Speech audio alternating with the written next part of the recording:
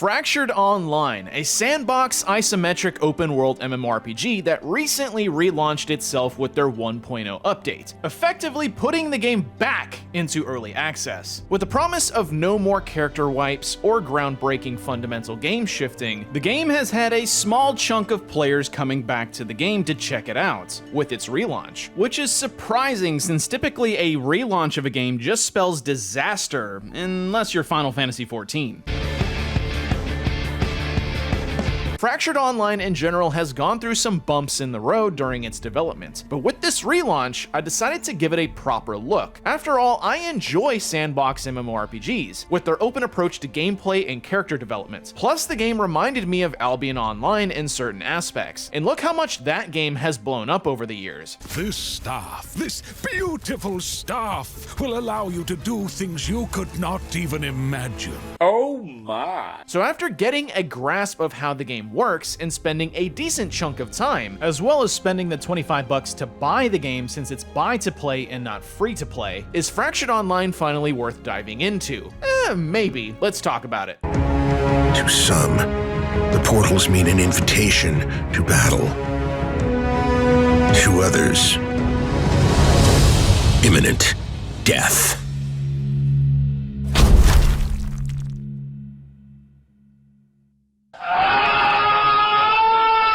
Okay, so don't freak out. Gamigo is actually no longer a part of Fractured Online's service, as far as I know, since the developers took back the rights to the game. Dynamite Studios, the developers behind Fractured Online, made the right call by splitting from Gamigo. After all, they're a company infamous for basically killing off any MMORPG that goes under their umbrella. So honestly, I would have split from them too.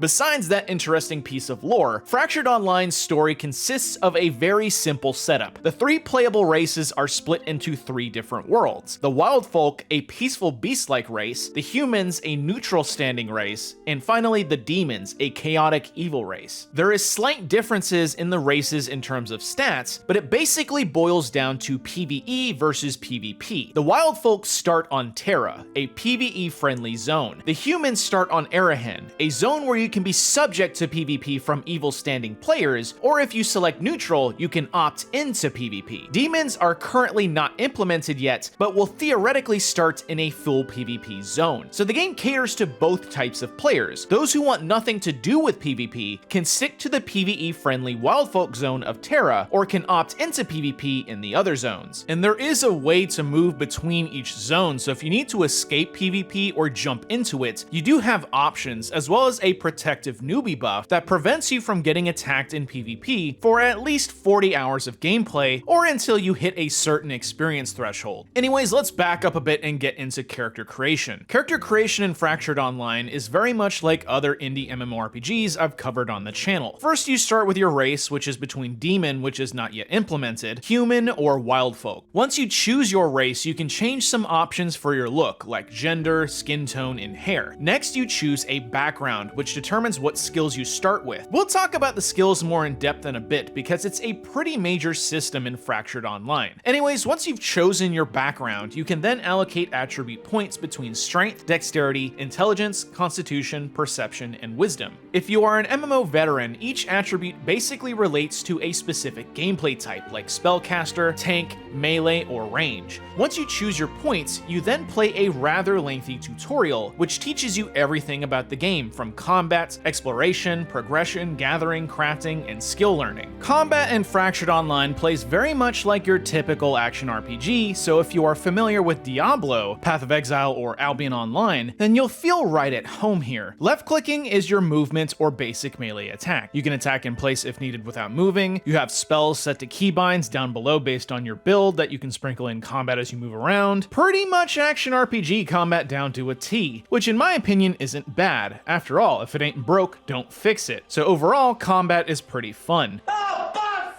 Tying into combat will be the game's progression systems, starting with skills. Relating to the OG Guild Wars, Fractured Online has a system where each enemy you kill rewards knowledge. At certain milestones of knowledge for each creature, there are skills you can learn from them, granted if you haven't already learned them. For example, spiders can teach you a web spell or a poison spell after you kill enough of them. I really like this system as it encourages players to explore out in the world and kill a variety of different monsters to see what you learn next, or to target specific creatures to learn something that best suits how you want to play. Further, any skills you learn can be mixed and matched however you like, to make a truly unique skill set of your own. There is no class system in Fractured Online. Instead, the skill system and how you build it determines how you play. Now, there is restrictions to the system. You can't just slap whatever skills you want into a build and then go nuts. First, the way you add skills to your build must be done at a rest point where you can select which skills you want to use. However, each skill has a memory cost to add to your current build, which means you can't just have a ton of active skills all at once. Instead, you are restricted with what you can choose. Obviously, this is to prevent players from having every single type of skill they have ready to swap in and out. Luckily, there is presets you can quickly swap between, so if you want to run around and say be an icy knife-wielding assassin, then in the next moment be a fiery knife-wielding assassin, you can with the click of a button at a campfire. Skills are all functionally organized and separated into different schools, like assassination, knife fighting, or leadership. Each skill in those schools also relate to a specific attribute. For example, skills in the hunting school typically scale based off of your perception attribute rather than your other attributes. Since you can't just max out each attribute, you technically need to plan which skills you will use so you can get the most out of your build. Trying to stack 3 or 4 different types of skills will have you end up being a pretty underpowered character, so it's best to try and plan out how you want to play. Schools can also be leveled up using a Orb of Proficiency, which increases those skills' power even further, adding even more customization on top of things. Speaking of leveling up, your character also has a base level or rank in Fractured Online. Ranking up awards you with talent points that are spent in a talent tree that looks pretty reminiscent of Path of Exile's massive talent board. Hell, the talents in Fractured all relate to an attribute, which is also very similar to how PoE's talents work. Here, the board is incredibly condensed compared to the massive tree that PoE has, luckily. Other than ranks and skills, progression is also tied to your equipment. Armor works based on the complete sets being worn, so to get the most out of, say, the hunting armor, you need the full set to get the bonus, rather than mixing and matching different pieces of armor. Weapons luckily don't have this restriction, as you can largely equip whatever you want to best suit your playstyle. Equipment is primarily acquired through the game's elaborate crafting system. Crafting in Fractured Online is a bit of a hassle though, if I'm being honest. Everything except for the primitive items you can craft all require several items that are largely time-gated. Things like metal ingots, wood, and extracts needed to craft these items all require you as the player to venture out into the wild, collect them into your carriage, and then bring them back to a place to refine them. Refining can take as long as 8 hours or so to complete, so if you're hoping to craft something quick and jump back into content, you can't unless it's something simple like a potion. Now, once you have the items needed to craft something, it's as simple as walking up to the crafting bench and then crafting the item. Crafting weapons and armor improves your skill in crafting that specific item type, which will then increase your chance at crafting an improved quality of that item, which incentivizes players to craft specific items over and over again. There is also tertiary options in the materials used. For example, different types of metal ingots you collect can add small statistical differences in what you make, like extra damage, more durability, or a lighter weapon in terms of weight. Obviously, this is just to add more customization in your weapons and armor, as well as add more places to explore and collect materials from. So get ready to craft quite a lot of weapons and armor to have on hand when needed for different situations. That, and to replace your items when they break, because at least right now, you can't repair equipment when something breaks. So it's just broken for good. What the fuck is this, Legend of Zelda? Oh my god, bro. Oh,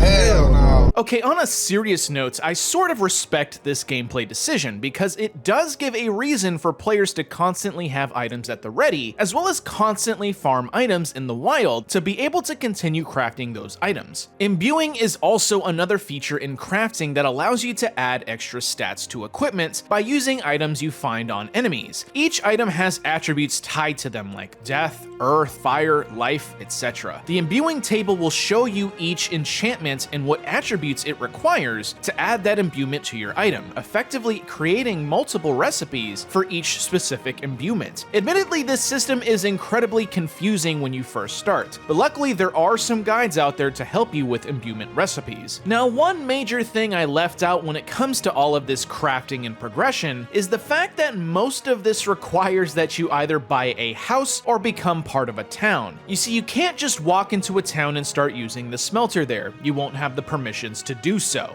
The only way to use refineries or certain crafting tables is if you build those resources yourself on your own plot of land or in a city you are a citizen in. This is Fractured Online's player-owned housing system. For comparison, in terms of how important the land resource can be, it reminds me of Arcage's land rushing, but on a smaller scale. Depending on where you buy your plot of land when you begin, can be where you have shortcut access to important resources like crystals, ore, wood, or specific enemies. Buying a plot of land usually costs a standard fee of 2,000 gold, which can be easily farmed from killing enemies or selling items on the auction house. Once you buy the land, you have to tediously craft your house bit by bit, but once the house is fully built, you can start crafting your refineries. Keep in mind that's only one step in the crafting system. Once you have established your house with all the things you need, you still need to go out into the world with your horse and buggy to collect the resources that you will have to bring back to your house to refine. Depending on if you are in a PvP zone, this can be a dangerous thing to do, since if you have a cart full of valuable items, you can be killed and have all your items stolen, so if you're in a PvP zone, it's best to travel in numbers. The danger of PvP in this game encourages people to group up and protect one another, or on the flip side, be complete dicks and gank players. There will always be asshole players in the game that has decent PvP, but usually there are players that vow to protect others and seek out those renegade players that just want to kill everyone, all in good role-playing fun. Another feature the game seems to be going for is survival elements. Most of this is half-baked though currently, and serve more as an annoyance than anything. You have a hunger and exhaustion meter at the top left. If you don't feed yourself, you start to suffer negative penalties, and if you don't rest at a campfire, you essentially can't move, so the game forces you to constantly check on those meters, otherwise you'll pretty much die. There also seems to be a system in place for things like warmth and cold, depending on what clothes your character is wearing, where they can get overheated or too cold, depending on your environment or what spells are cast on you. I would have to admit though, I didn't really see too much of an impact on gameplay with this system, so it might not be fully fleshed out yet. Personally, I think I'm just burnt out on seeing so many isometric survival games as of late, so I could take or leave the survival elements in Fractured Online, but it was worth mentioning that the game does have it. Now, with all the complexities in crafting, character builds, and gameplay which encourages interaction with other players, how is the overall gameplay loop? What is the end game like? Well, for the most part, you'll just be killing enemies, fighting bosses, and other players. That's about it. Oh, and constantly farming for divine rewards, which is how you get orbs and progression items, but that's literally just random drop chance. Questing is a complete afterthought, at least currently, since they don't really award anything and mostly just serve as more tutorials. The overall goal of Fractured Online, at least in its current state, is to just get stronger and stronger, which includes getting max rank level, leveling up your preferred schools, and crafting your gear to the best quality. I guess you could also include completing the knowledge book with all the collectibles, learnable abilities, and enemies in the game, but all that does is reward more experience, aka knowledge. The endgame summonable world bosses are a spectacle to work towards, and being able to hold your own in PvP is definitely another incentive to get as strong as possible. But if you are looking for more organized content like raids or constructed dungeons, they aren't here yet. Ultimately, the game is still in early access even with this relaunch, and they don't exactly hide that fact. More content is coming, and for what is here, there is a decent foundation for a solid MMORPG sandbox experience. I think the major question will be though, is will the game survive long enough to see that foundation actually fully built? I've covered a lot of early access indie MMORPGs, and they have such a rough time retaining players, even when they are solid solid fun experiences. Well, let's start wrapping up things on Fractured Online.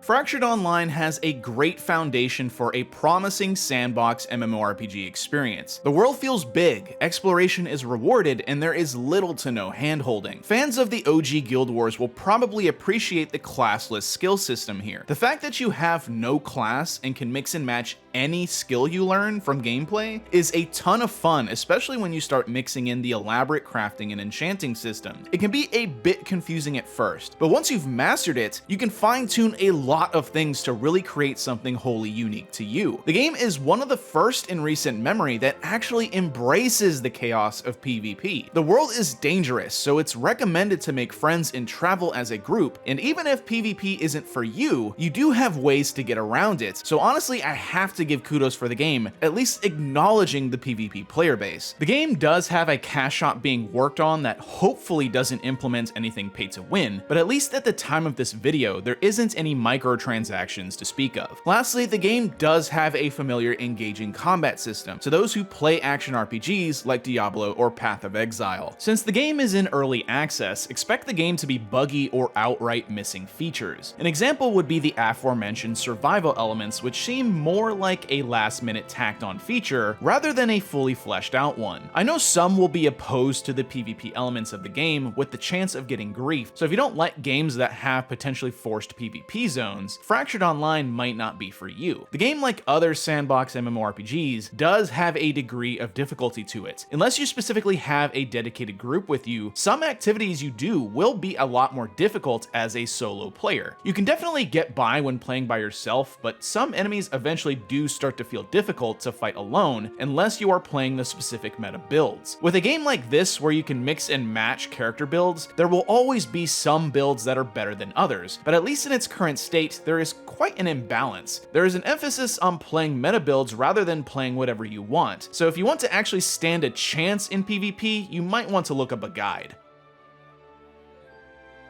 Well, that's my thoughts on Fractured Online. Hopefully it continues to see new content and carves itself a nice little place in the market in 2024. Albion Online definitely needs some competition to keep it on its toes. Anyways, do you play Fractured Online, or has this video helped sway you to give it a try? Let me know down below in the comments. Don't forget to like the video and subscribe to the channel to see more videos like this. Follow all my social medias in the links down below in the description, and until next time everyone, I'll see you in the next one.